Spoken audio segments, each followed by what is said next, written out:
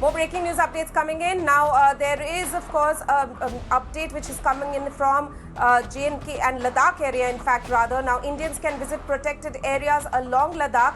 There will be no need for them, Indian tourists, that is, to require a permit. The inner line permit will now not be required in order to visit protected areas in Ladakh.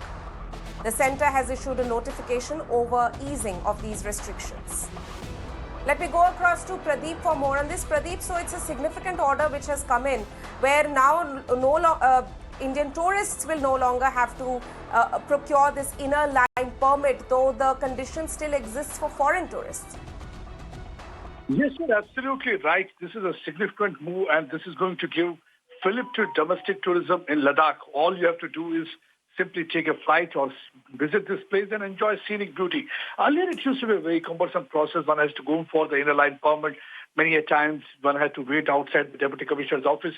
So it was a very cumbersome process. Many problems were to be faced by the domestic tourists, and they were not able to visit many places because most of the time, permission was denied.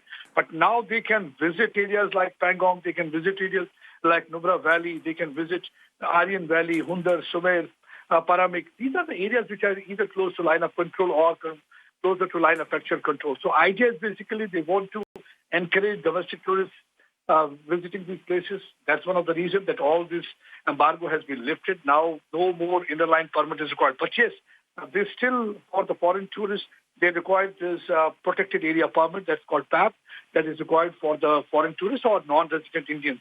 If they are coming out to this place, they need that permit. And that permit is only for, earlier it used to be for a week.